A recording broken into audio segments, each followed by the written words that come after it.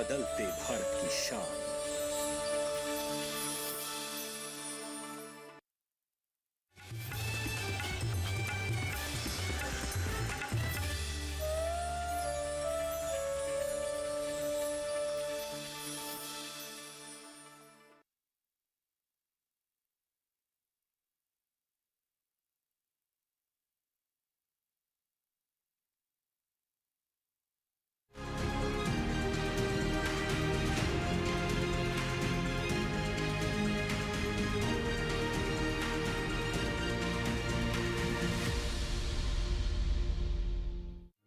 पीढ़ी दर पीढ़ी हमारे किसान अलग अलग स्पीसीज की अलग अलग वैरायटी इनको सहेज कर रखते गए और उसको विकास करते रहे। किसान की विरासत, धरती के वनस्पति संसाधन, एक अधिकार जिसका दुनिया भर के देश करते हैं सम्मान।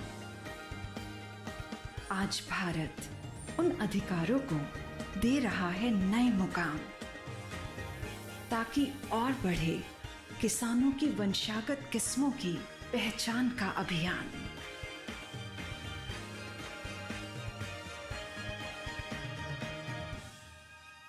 नमस्कार, दूरदर्शन किसान के कार्यक्रम कृषि दर्शन में मैं अदिति शर्मा आप सभी का स्वागत करती हूँ। किसान भाइयों बहनों, हमारे इस कार्यक्रम के माध्यम से कृषि जगत में जितनी भी हलचलें होती हैं उनकी जानकारियां हम आप तक सही समय पर पहुंचाने की कोशिश करते हैं, ताकि आपके लिए वो जानकारियां जो हैं लाभकारी साबित हो सकें। आज के हमारे इस कार्यक्रम में भी ऐसी ही कुछ अहम बातें हम आपको बताने वाले हैं। तो फिर आइए आज के अंक की शुरुआत करते हैं।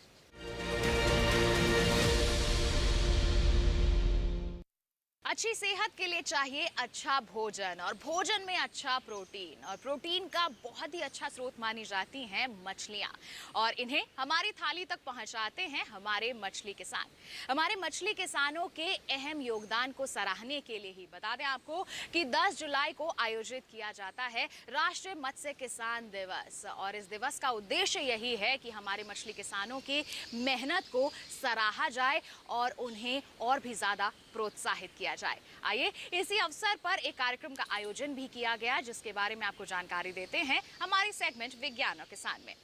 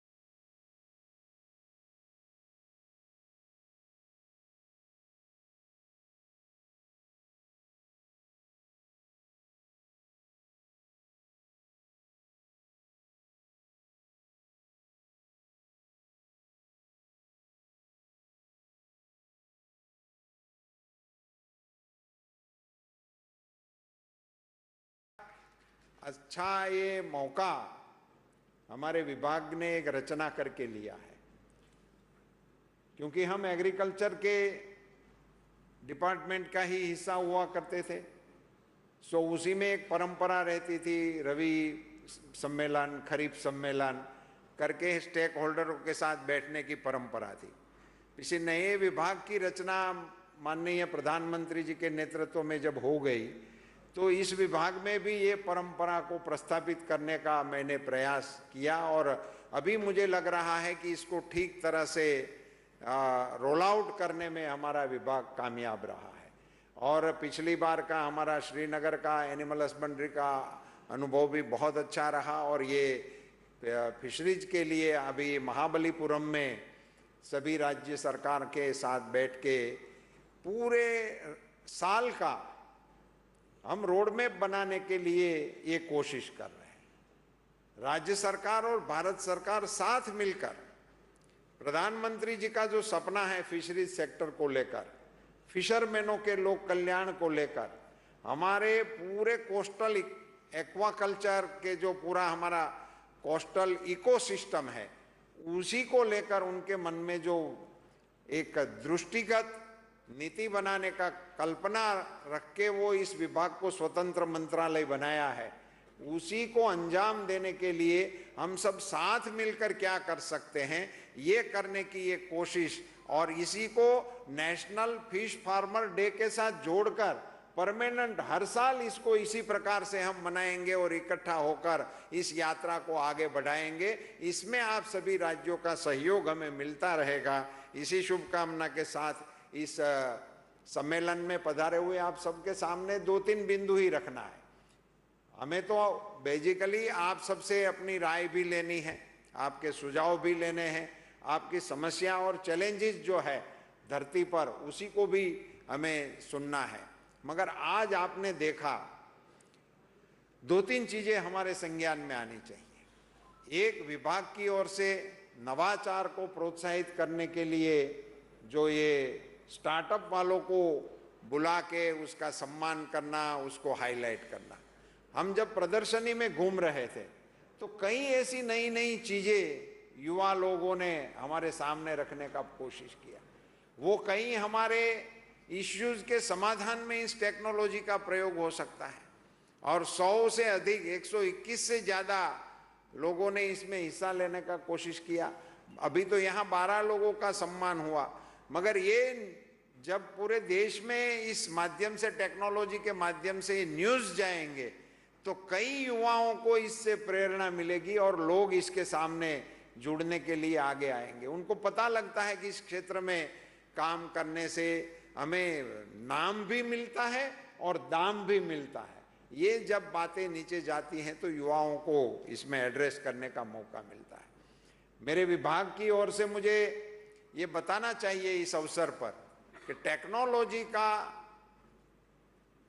फिशरों के लिए, मछुआरों के लिए प्रयोग करने का भारत सरकार का जो सपना है, अभी अभी ही एक ऐप लॉन्च हुआ था पिछले सप्ताह, जो फिश डिसीज के लिए रिपोर्टिंग करने का एक ऐप लॉन्च हुआ। इससे हमारे इस क्षेत्र को बहुत बड़ी मदद मिलने वाली है।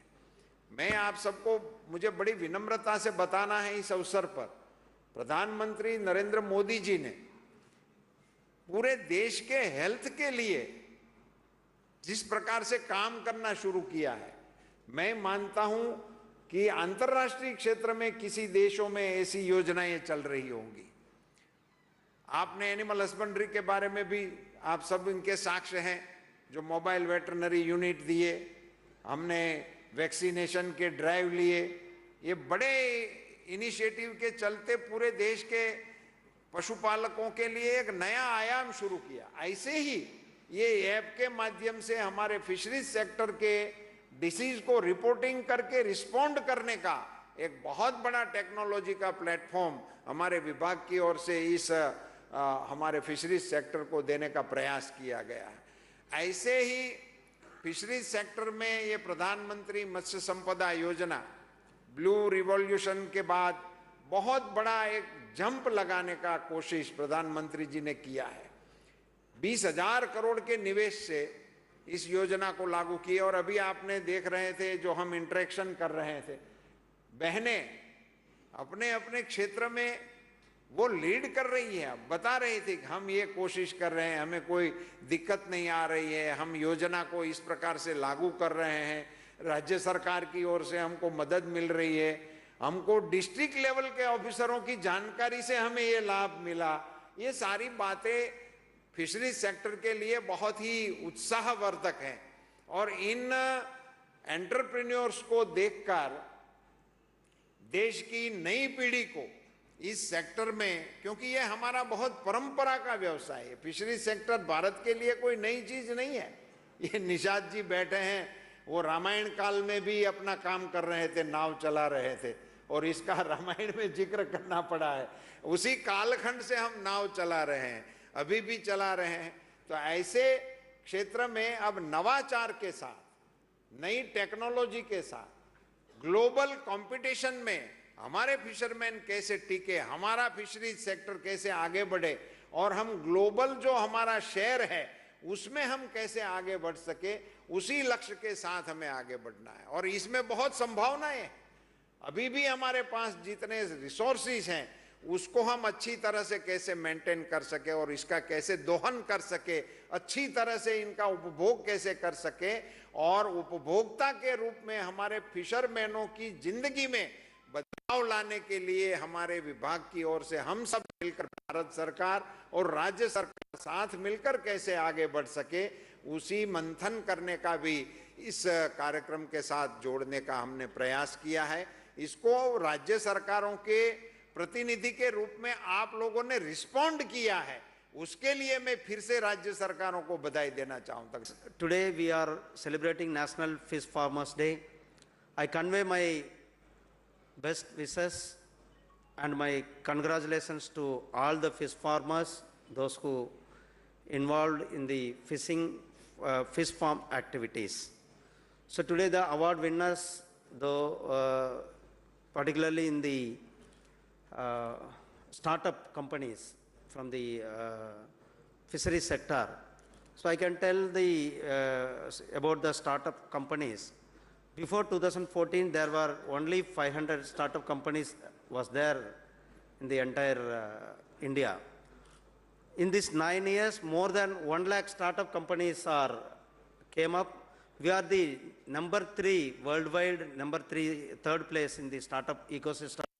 In these fisheries startup companies, almost 120 startup companies are here. They are exhibited them products and them activities also.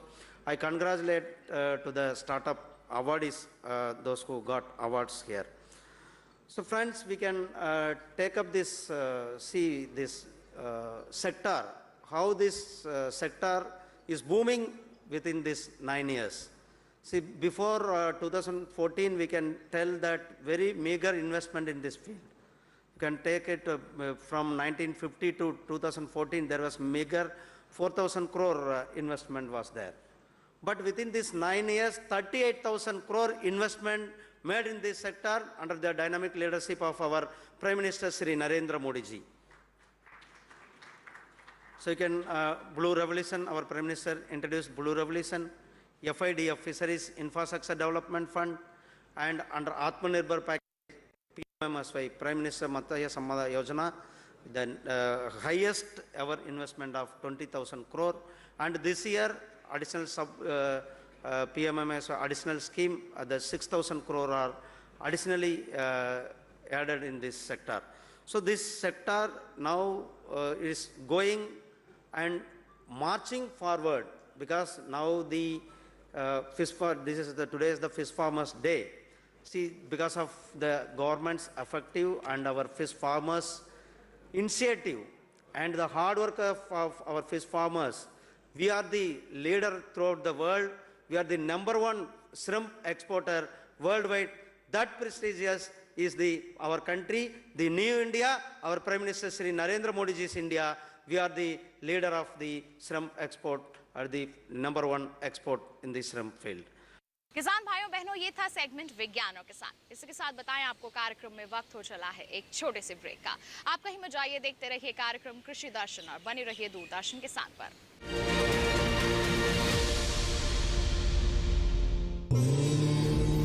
क्षितिजल पावक गगन समीरा, पंच रचित अति अधम शरीरा। अर्थात पंच तत्वों से बना व्यक्ति, पंच तत्वों में समाई सृष्टि और हमारा पर्यावरण। बीते कुछ वर्षों में वैश्विक चिंता का मुद्दा बन गए पर्यावरण को बचाने के लिए पूरी दुनिया में आवाजें उठी, लेकिन पर्यावरण के संरक्षण को मिशन के तौर पर अपनाने वाला पहला देश बना भारत। 1 नवंबर 2021 यही वो तारीख है जब ग्लासगो में माननीय प्रधानमंत्री श्री नरेंद्र मोदी की पहल पर शुरू हुआ lifestyle for environment. Climate change में लाइफस्टाइल की एक बहुत बड़ी भूमिका है। आज जरूरत है कि हम सभी लोग एक साथ आकर लाइफस्टाइल फॉर एनवायरनमेंट यानी लाइफ को एक अभियान की तरह आगे बढ़ाएं। लाइफ सिर्फ मिशन नहीं बल्कि जन आंदोलन है। जल, जंगल और जमीन के बेलगाम दोहन के खिलाफ राष्ट्रीय स्तर पर प्रतिबद्ध लोगों का पर्यावरण संरक्षण के लिए अभियान। एक ऐसी जीवन शैली को जीने की आदत जिसमें पर्यावरण से मित्रता का भाव हो, न कि नुकसान पहुंचाने की नीयत। क्लाइमेट चेंज को ध्यान में रखते हुए स्वस्थ और टिकाऊ जीवन पद्धति है लाइफ का आधार। मिशन लाइफ का मंत्र है लाइफस्टाइल फॉर एनवायरनमेंट। केंद्रीय कृषि और किसान कल्याण मंत्रालय मिशन लाइफ के जरिए पर्यावरण को दे रहा है नई संजीवनी और इसीलिए चलाए जा रहे हैं कई कार्यक्रम ताकि हरी भरी रहे वसुंधरा। मिट्टी की उर्वरता को पोषण के हिसाब से बरकरार रखना, कृषि में ड्रोन एप्लीकेशन के इस्तेमाल के फायदे और इसके तरीके का प्रदर्शन, जलवायु के हिसाब से फसल, बीज और विविधता यानी स्मार्ट एग्रीकल्चर को बढ़ावा, रेन वाटर हार्वेस्टिंग, वर्षा जल संचयन को लेकर जागरूकता, बायोगैस और कंपोस्ट यानी वेस्ट से वेल्थ, कबाड़ से समृद्धि के उपाय, टिकाऊ पैदावार और खपत के तरीके। हर वर्ष की तरह इस वर्ष भी 5 जून यानी विश्व पर्यावरण दिवस बेहद खास रहा और इस मौके पर मंत्रालय द्वारा विभिन्न कार्यक्रम आयोजित किए गए। पर्यावरण को बचाने के लिए मंत्रालय सतत प्रयासरत है।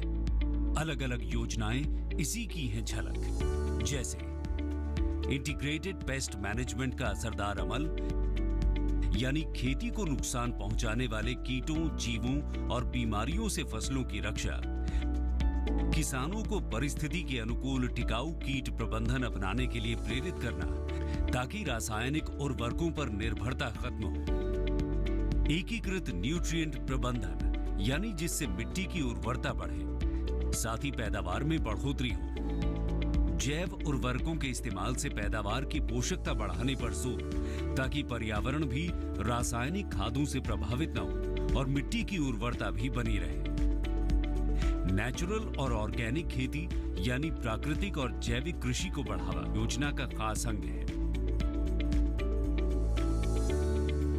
प्राकृतिक खेती प्रबंधन इसलिए है एक महत्वपूर्ण मिशन। पर ड्रॉप मोर क्रॉप, पानी की एक एक बूंद पैदावार बढ़ाने में काम आए, यही लक्ष्य है प्रधानमंत्री कृषि सिंचाई योजना का, जिसका फोकस माइक्रो इरिगेशन पर है, क्योंकि जल बचेगा तो हमारा कल बचेगा। मंत्रालय का एक ध्येय, पर्यावरण का बचाव सर्वप्रथम उद्देश्य, और यही है मिशन लाइफ का पैगाम। पर्यावरण रक्षा पहला काम, मिशन लाइफ। आइए प्रकृति की मुस्कुराहट को लौटाएं।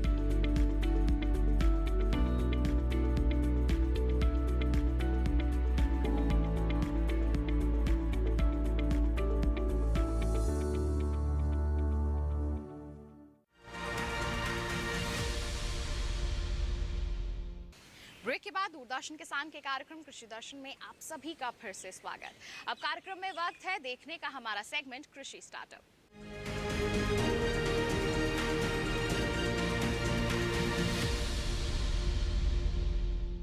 हमारे सेगमेंट में हम आपके लिए लेकर आते हैं हमारे सफल किसानों की दास्तानें। उम्मीद यही करते हैं कि उनकी जानकारी को देखकर आप उनसे प्रेरित हो सके और अपनी खेती किसानी को उन्नत बना सके। तो कौन है आज के हमारे सफल किसान, आइए मिलते हैं उनसे। ये बैलगाड़ी और ये रहट, इन्हें देखकर आपको पुराना जमाना याद आ गया होगा, लेकिन जब आप बारीकी से देखेंगे तो यहाँ आपको आधुनिकता और पुरानी परंपराएं एक साथ गुंथी हुई नजर आएंगी। ये विवेक चतुर्वेदी के खेत हैं और ये दोनों मशीनें उनके अद्भुत कृषि मॉडल का हिस्सा हैं। ऐसा मॉडल जो प्राकृतिक खेती के मूल सिद्धांतों से भी 2 कदम आगे है। इनका मॉडल सिर्फ रसायन मुक्त खेती की ही बात नहीं करता, बल्कि प्रदूषण मुक्त खेती को भी अपनाता है। इनके यहाँ बैलों से चलने वाला ट्रैक्टर है जो खेतों की जुताई भी करता है और दूसरे जरूरी काम भी, जबकि रहट फव्वारा सिंचाई पद्धति का हिस्सा है। बस इसमें मोटर की जगह बैल लगे हैं। विवेक को स्थानीय लोग गुड्डा भैया के नाम से जानते हैं। बीकॉम करने के बाद इन्होंने और शहर में अपना बिजनेस जमाया। अच्छी खासी कमाई हो रही थी और जिंदगी शहर की चकाचौंध में गुम थी। गांव पलरा डोडर में विवेक के पास 25 एकड़ जमीन है। कमाल की बात तो ये है कि इनकी पारिवारिक बैकग्राउंड खेती ही नहीं थी। शायद यही वजह रही कि पहले ही साल इन्हें जबरदस्त घाटा हो गया। वो इस बात से परेशान थे, एक दाना जब हजारों दानों को जन्म दे देता है तो फिर खेती में नुकसान क्यों हो रहा है। कारोबारी दिमाग ने जब हिसाब लगाया तो पता चला कि घाटे की वजह बेतहाशा लागत है। इस तरह विवेक गाय आधारित प्राकृतिक खेती से जुड़ गए। इनके यहाँ गोबर गैस प्लांट लगा है और सोलर पैनल भी। गोबर गैस से बिजली बन रही है, चूल्हा जल रहा है और खेतों के लिए प्राकृतिक खाद भी मिल रही है। सोलर पैनल से स्प्रिंकलर जुड़ा है जो मुफ्त में सिंचाई कर देता है। धूप न होने पर स्प्रिंकलर चलाने की जिम्मेदारी बैलों पर ही होती है। जीवामृत को इसी स्प्रिंकलर के माध्यम से फसलों तक सिंचाई के साथ पहुंचा दिया जाता है। इसके अलावा भी यहाँ कई ऐसे यंत्र मिल जाएंगे जो या तो हाथ से चलते हैं या फिर बैटरी से। तो कुछ भी हमारा जा नहीं रहा, बाहर से हम कुछ भी ले नहीं रहे। इसी प्रकार से हर अंग पे हमने काम किया। जैसे निराई एक बहुत बड़ा खर्चा है, सिंचाई एक बहुत बड़ा खर्चा है, तो सिंचाई के कुछ साधन हमने बनाए। जैसे हमने एक ऐसा स्प्रिंकलर बनाया जो दाम में 1/3 से भी कम है। विवेक के पास 30-32 गायें हैं और 2 जोड़ी बैल। इनसे रोजाना 300-400 किलो गोबर मिल जाता है। विवेक आसपास के बहुत से किसानों को जीरो बजट प्राकृतिक खेती के लिए प्रेरित कर रहे हैं। कई किसान तो ऐसे हैं जो खेती छोड़ने के बारे में सोच रहे हैं। विवेक के मॉडल ने उनके मन में नई उम्मीद जगाई है। लोगों में अब जागरूकता आ रही है। वो धीरे धीरे ही सही रसायन मुक्त उत्पादों को पसंद करने लगे हैं। केमिकल प्रभावों से मुक्त फसल के बाजार में अच्छे भाव मिल जाते हैं। सरकार भी परंपरागत कृषि विकास योजना के अंतर्गत भारतीय प्राकृतिक कृषि पद्धति के नाम से एक उप योजना चला रही है। इसके जरिए 500 हेक्टेयर के क्लस्टर के आधार पर प्राकृतिक खेती को प्रोत्साहित किया जा रहा है। 1 हेक्टेयर प्राकृतिक खेती के लिए 3 साल तक 12,200 रुपए की सहायता भी दी जा रही है। इनमें से 2,000 रुपए इंसेंटिव के रूप में सीधे किसानों के खाते में डाले जा रहे हैं। अब तक 4 लाख हेक्टेयर से भी अधिक जमीन प्राकृतिक खेती के अंतर्गत आ चुकी है। अंतर्राष्ट्रीय स्तर पर प्राकृतिक खेती को पुनर्योजी खेती का रूप माना गया है।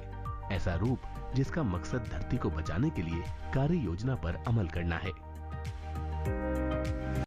तो ये था सेगमेंट कृषि स्टार्टअप। इसके साथ बताएं आपको कार्यक्रम में हम रुक रहे हैं एक और छोटे से ब्रेक के लिए।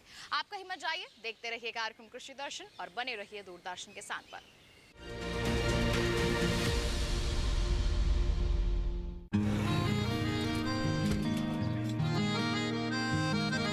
क्या बात है भाई, आजकल तो काफी खुश नजर आ रहे हो। क्यों ना हो, अब मैं ऑर्गेनिक खेती जो कर रहा हूँ ये पूरा प्राकृतिक है, ऑर्गेनिक है। इसमें हमारे खेत, हमारी फसल और हमारी जेब सब फायदे में होते हैं और इसमें लागत भी कम है। जी हाँ, आप भी ऑर्गेनिक खाद का प्रयोग करें, अपनी फसल और मिट्टी को तंदुरुस्त बनाएं और आपकी आमदनी में इजाफा करें। अधिक जानकारी के लिए किसान call centre toll free number 1800-180-1551 पर कॉल करें और लॉग ऑन करें kisan.gov.in और farmer.gov.in। कृषि और किसान कल्याण मंत्रालय द्वारा किसान हित में जारी।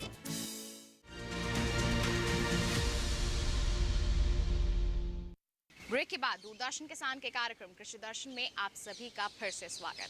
आइए अब आपको दिखाते हैं सेगमेंट फार्मिंग इंडिया।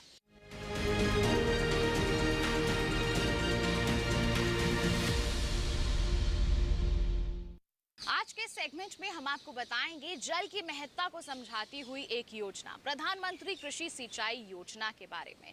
जी हाँ, नाम से ही जाहिर है कि सिंचाई का इसके अंतर्गत अहम तरीके से प्रबंधन किया जाता है। नई नई पद्धतियों को इसमें समाहित किया गया है। किस तरह से आप इस योजना से जुड़ सकते हैं, आइए आपको पूर्ण जानकारी देते हैं।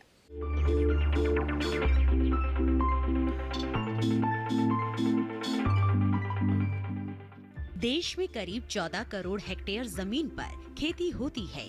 2015 में जब प्रधानमंत्री कृषि सिंचाई योजना शुरू हुई तब 6.5 करोड़ हेक्टेयर जमीन पर ही सिंचाई की सुविधाएं उपलब्ध थी। इसका मतलब ये हुआ कि आधे से भी ज्यादा जमीन बारिश के पानी पर निर्भर थी। जाहिर है वर्षा आधारित इलाकों में पैदावार कम होती है और किसानों को खेती से उतना लाभ नहीं मिल पाता जितना मिलना चाहिए। प्रधानमंत्री कृषि सिंचाई योजना का असल मकसद हर खेत तक पानी पहुंचाना है। यह अम्ब्रेला स्कीम है और इसमें मुख्य रूप से 2 घटकों को शामिल किया गया है।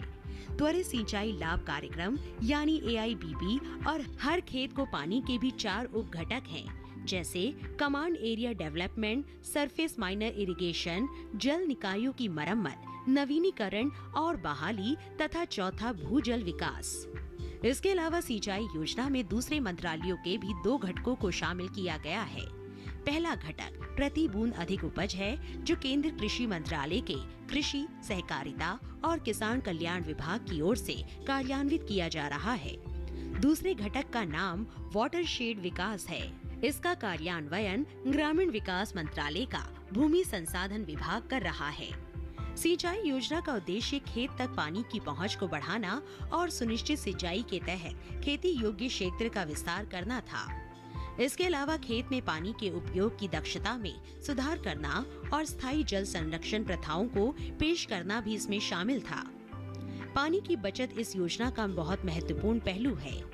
2020-21 के दौरान इस योजना के तहत 9,38,000 हेक्टेयर फसलों को सूक्ष्म सिंचाई के तहत लाया गया। इसमें टपक और फव्वारा दोनों तरह की सूक्ष्म विधियां शामिल है। 2021-22 के लिए हर खेत को पानी के अंतर्गत 899 करोड़ रुपए के बजट का प्रावधान किया गया। प्रति बूंद अधिक उपज के लिए 4,000 करोड़ रुपए को और वाटरशेड डेवलपमेंट के मद में 2,000 करोड़ रुपए का प्रावधान किया गया है। तो ये था सेगमेंट फार्मिंग इंडिया। इसके साथ आपको बताएं आज के कार्यक्रम में बस इतना ही। उम्मीद करते हैं जितनी भी जानकारियां आज के कार्यक्रम के माध्यम से आप तक पहुंचाई गई हैं सभी आपके लिए फायदेमंद साबित हुई होंगी। बता दें कि आप हमारा ये कार्यक्रम दोबारा देख सकते हैं। टीवी स्क्रीन पर दिखाए जा रहे इस QR कोड को स्कैन कर लीजिए, सीधा पहुंच जाएंगे हमारे YouTube चैनल पर।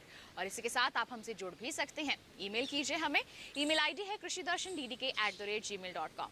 आप हमें पत्र भी लिख सकते हैं। पता है हमारा कृषि दर्शन, कमरा नंबर 58, CPC दूरदर्शन, खेलगांव, नई दिल्ली 110049। तो इसी के साथ आज के लिए बस इतना ही। अगले अंक में फिर होंगे हाजिर, तब तक के लिए दीजिए इजाजत, लेकिन आप बने रहिए दूरदर्शन के साथ पर। नमस्कार।